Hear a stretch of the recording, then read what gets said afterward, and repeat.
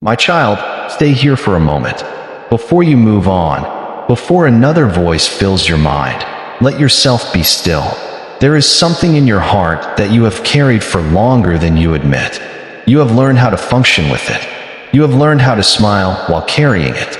You have even learned how to call it the past. But I know it is not simply the past. There are memories that still have a pulse. There are names you can hear and immediately feel something tighten inside you.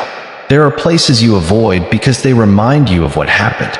There are conversations you have replayed so many times that you already know every word you wish you had spoken. My child, I have seen all of it, and I am not coming to shame you. I am coming to bring light into it. You have spent so much time wondering why you cannot simply move on. You have told yourself that you should be stronger by now. You have compared your healing to someone else's and wondered why your heart still feels tender. But listen to me carefully. Healing is not measured by how quickly you forget. Sometimes healing begins when you finally stop pretending that something did not hurt. You do not have to hide your pain from me. You do not have to clean up your emotions before coming into my presence. Bring me the anger. Bring me the disappointment. Bring me the questions. Bring me the memories you wish you could erase. Bring me the part of your story that you still do not understand. I already know it, and I am not afraid of it. There is a reason Scripture says in Psalm 34 verse 18 that I am near to the brokenhearted. I do not stand far away from people who are hurting, waiting for them to become strong enough to approach me. I draw near. When your heart breaks, I come closer.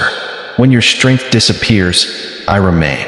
When you cannot explain what you feel, I understand what your words cannot express. You thought you were alone in those nights when everyone else was sleeping. You thought nobody noticed when you turned your face away, so no one would see the tears. You thought nobody knew how many times you whispered, "Why did this happen to me?" But I heard you, I saw you, and I stayed. There were moments when you believed my silence meant I had abandoned you. It did not. Sometimes silence is not absence. Sometimes I am doing work beneath the surface that you cannot yet see.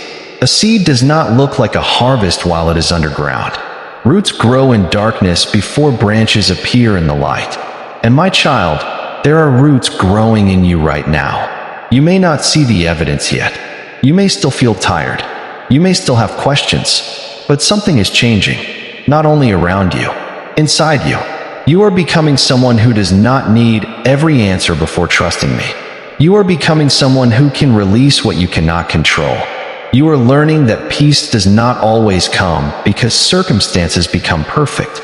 Sometimes peace comes because you finally realize that you do not have to face imperfect circumstances alone. Think about how long you have been carrying someone else's actions. Someone hurt you, and somehow you have continued paying the emotional price. They may have forgotten what they did. They may have moved forward. They may never apologize. But you have carried the moment into new relationships, new seasons, and new days. My child, I want to free you from that. Not because what happened was acceptable, not because the person was right, and not because justice does not matter. It matters. But your heart was never designed to become a prison for someone else's offense. You have been holding the memory so tightly because you are afraid that releasing it means saying, "It didn't matter." But forgiveness does not mean that. Forgiveness says, "It mattered, but it will not control the rest of my life." It says, "What happened to me is part of my story, but it will not become the author of my future." You do not have to carry the responsibility of making everything fair. Leave room for me to handle what you cannot. There is a difference between forgiveness and allowing someone to hurt you again. You can forgive and still establish boundaries. You can release bitterness and still walk away from what is unhealthy. You can love someone from a distance. You can pray for someone without giving them access to your life. And you can choose peace without pretending the wound never existed. My child, I want you to understand something important. You are not the worst thing that ever happened to you. Your betrayal is not your identity. Your failure is not your identity. Your rejection is not your identity. That relationship ending did not erase your worth. That opportunity disappearing did not cancel your purpose. That season of loneliness did not mean you were forgotten.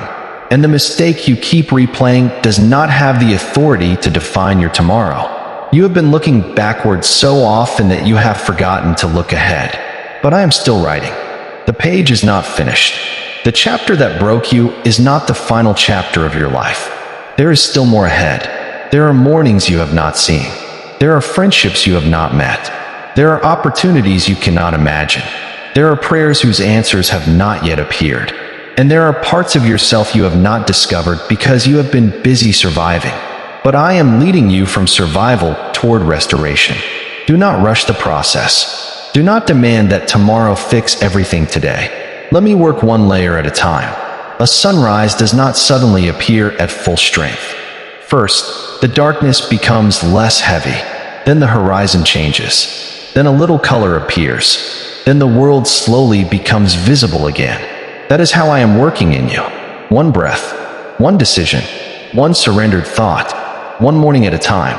You may wake up tomorrow and still remember what happened, but perhaps it will hurt a little less. Then another day will come, and you will realize you went several hours without thinking about it. Then one day you will tell your story without feeling like you are reliving it. That is healing, not forgetting. Freedom. My child, stop believing that you must always be strong. You are allowed to rest. You are allowed to say, I need help. You are allowed to admit that you are tired. Even Jesus wept. Even the strongest people in Scripture had moments when they needed strength beyond themselves. So stop being ashamed of your humanity. Your weakness does not make me love you less. It gives you another opportunity to discover that my strength is greater than yours. When you have nothing left, I am not running out. When your courage is small, my faithfulness is not. When your understanding ends, my wisdom does not. And when you cannot see the road ahead, I am not confused about where the road leads. Proverbs 3 verses 5 to 6 reminds us to trust in the Lord rather than depending completely on our own understanding, and to acknowledge Him in our ways. So today, I am asking you for one thing. Trust me with the part of your life you keep trying to control. You know exactly what it is. The relationship, the future, the money, the family situation, the unanswered prayer, the person you cannot change, the mistake you cannot undo. Place it in my hands. You have held it long enough. And when you release it, do not immediately pick it back up through worry. Surrender means allowing me to be God, even when you cannot see what I am doing. There will be days when you feel strong. There will also be days when the old emotions return. Do not panic when they do. A difficult thought returning does not mean you have lost all your progress. Healing is not always a straight line. Keep walking. Keep praying.